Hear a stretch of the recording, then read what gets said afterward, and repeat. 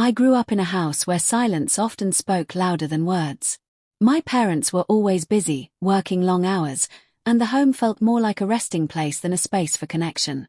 It was in that quiet emptiness that I became closest to my stepbrother. We weren't bound by blood, yet the bond we shared was undeniable. At first, it was innocent. Shared meals, late-night conversations, moments of laughter that filled the empty spaces left by absent parents. But over time, something beneath the surface began to shift, something I didn't fully recognize until it was too late.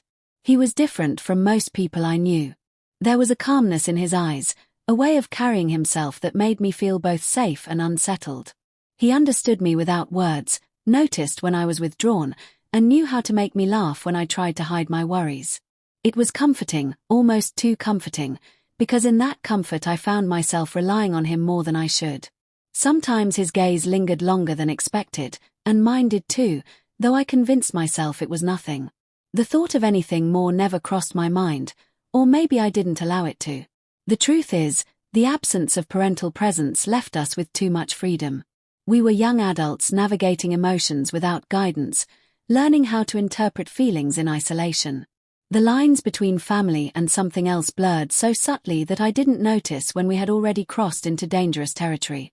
I told myself it was just the closeness of living under the same roof, the bond that naturally forms when two people spend so much time together. But deep down, I felt an undercurrent, an electricity, something unspoken that lingered in the air whenever we were alone. I remember the way silence stretched between us in those empty hours.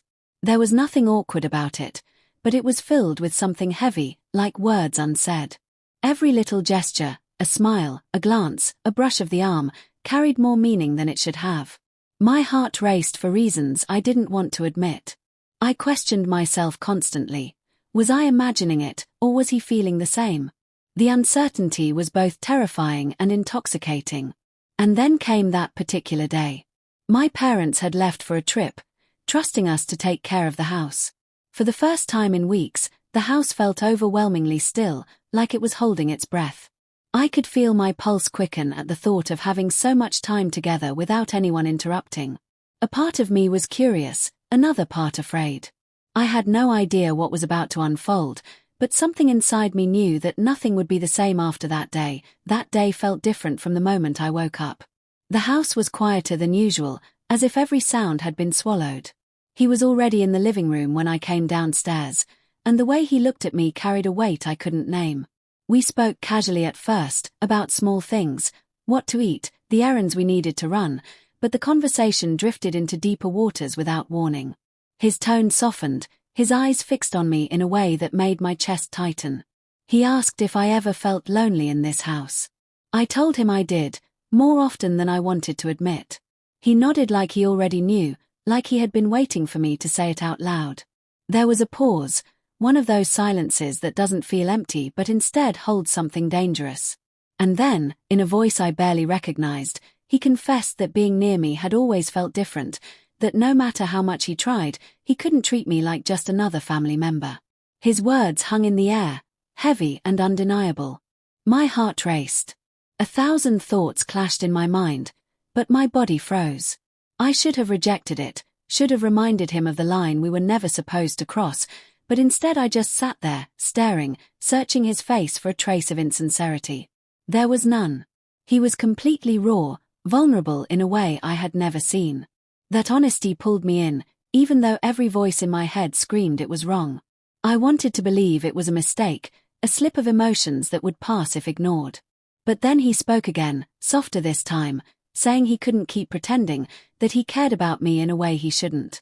I felt both fear and a strange warmth spreading inside me.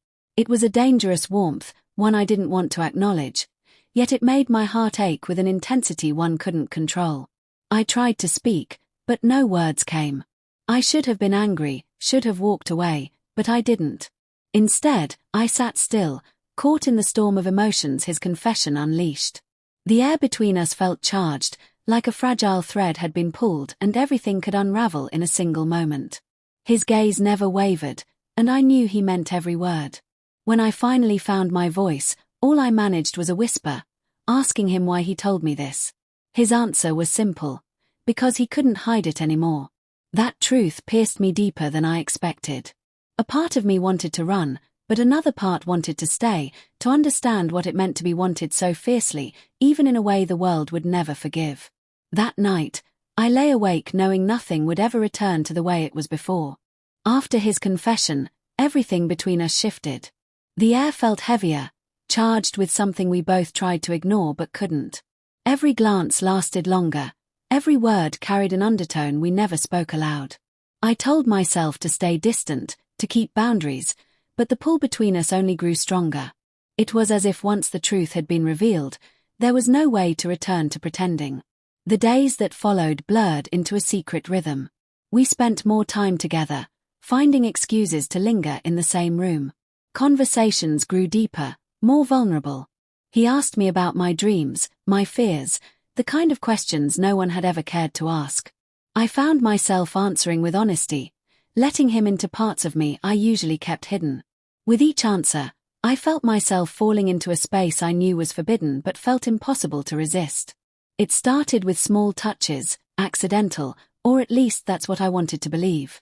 A brush of the hand when passing something, a shoulder leaning against mine when we sat close. Harmless, I told myself. But each touch lingered, each one left my heart racing, my thoughts tangled in confusion. I could feel the line dissolving, and I wasn't sure if I wanted to stop it anymore. Late one night, when the house was silent and shadows wrapped around us, the line was finally crossed. His hand found mine, and I didn't pull away. For a long moment, we just sat there, our fingers intertwined, our silence louder than any words. I knew what it meant. I knew that once we allowed it, nothing could erase the choice. Yet, I couldn't let go. It felt both terrifying and right in ways I couldn't explain. The secrecy became intoxicating. Every hidden glance, every stolen moment, every unspoken word built a world only we existed in. But behind the thrill, there was always guilt. At night, lying in bed, I replayed every second, torn between shame and desire. I knew what we were doing was betrayal, not only of our family's trust but of the unspoken rules that defined right and wrong. And yet, the heart doesn't always follow rules. As days turned into weeks, the weight of secrecy grew heavier. I caught myself lying without hesitation, making excuses to cover up the closeness we shared. A part of me feared discovery every second, but another part craved the risk. The more dangerous it became, the deeper I fell.